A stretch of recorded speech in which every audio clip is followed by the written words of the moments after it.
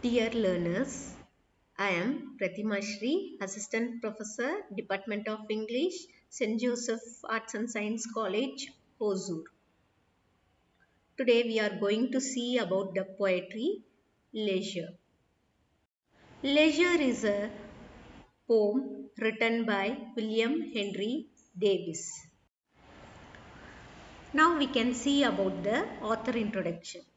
William Henry Davies is a poet and an autobiographer. He was born in 1871 in Monmouthshire, Wales. His poems were written based on his experience as a tramp and the many different characters he encountered along the way. His first poems were published when he was 34 years old. His poems highlight about nature's beauty based on his observations about hardships in life. He wrote two novels and autobiographical works. His best known novel is Autobiography of a Super Tramp. He died in 1940. Now let me see the poetry with explanation. Leisure. Leisure means it is a free time where you spend your leisure time in many activities. What is this life if full of care? We have no time to stand and stare. No time to stand beneath the boughs and stare as long as sheep and cows. In these four lines, Davis talks about how to live a life that is full of care. One has to recognize the significance of this phrase before moving to the next stanza or next line. Through this phrase, the poet here he refers to a person whose life is busy mostly with necessities meant only for the body. Hence, they don't have sufficient time to work on their intellectual aspects. The poet here says that they are so involved, these people are so involved that they don't have time to simply stand and stare towards the simple things which is covered in towards us. The natural things also they don't have any time to stare at those things. In the next couplet, the poet says in modern times the people who have no time to stand beneath the branch and stare as long as the sheep and cows they are staring at those things. Next, no time to see when woods we pass where squirrels hide their nuts in grass. No time to see in broad daylight streams full of stars like skies at night. In the following couplets, Davis talks about what modern humans try to escape due to the lack of time in their busy schedules. It can also be true that they don't even care about such things. But the poet cares about these things.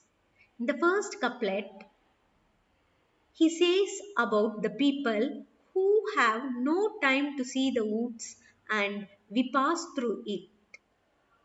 People don't even have time to know where squirrels hide their nuts in grass. The poet refers to the streams that shine in the daylight, like the stars in the skies at night. It indicates how people have separated themselves from nature. We are too far away from nature. We are going too far away from our nature.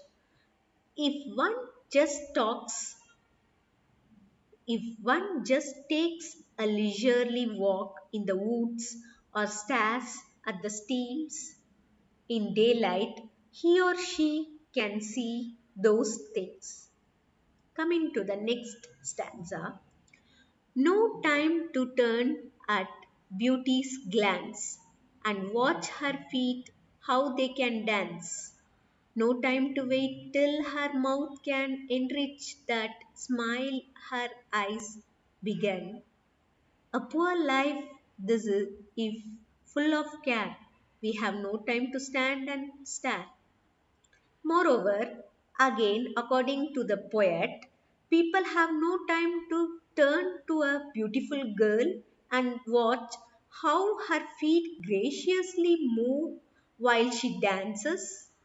Along with that, one doesn't wait till her mouth can enrich that smile her eyes began. Here, the poet strikes on a thrilling idea. When one is about to smile, her eyes reflect the sense of happiness first. Then one can see how the emotion gets expressed through her face. In the last couplet, the poet remarks that a poor life, a metaphorical reference to mental poverty, is that of a person who doesn't have time to stand and stare and enjoy these things. The last couplet acts as a refrain. Finally, leisure presents several themes such as modernity, simplicity, spirituality, nature, and most importantly, leisure. The most important theme of the poem is, as said earlier, is leisure. Throughout this work, the poet focuses on the importance of relaxation in one's life. The moral values we learn from this poem are we should learn to relax and appreciate life. If we don't relax more, we will have stress filled lives. Appreciation of nature is very important. The lessons we have to take to our own life are take time to relax even though we are too busy. Appreciate the wonderful nature. Be grateful to God since the creator of the beautiful nature. God is almighty because his creations are the greatest. The tone of the poem is gentle and encouraging. It suggests a relaxing and positive attitude towards life. The mood of the poem expresses concern about the present condition. The way the poem is written puts the reader in a calm mood and encourages him or her to appreciate the benefits of relaxing. The structure of a poem is written in couplets of two lines and there are seven couplets or stanza. It has a rhyme scheme that is the last word in each line of each stanza rhymes. For example, cat stare and glance dance. Here in this poem, the poet have used metaphor. The poet also shows comparison without the use of like and as, such as streams full of stars. Even simile is explained and compared in this poetry. The poet uses the words like and as to show the comparison. For example, like stars at night, as long as sheep or cows. Now, this is a time for your assessment. You have to tell me how you're spending your leisure time. Did you have a good holiday or did you enjoy your holidays? What do you think? What do you do during the last school holidays? What do you like to do if you have free time? Why do you like to do such activity during your free time? Comment in my comment box. Thank you.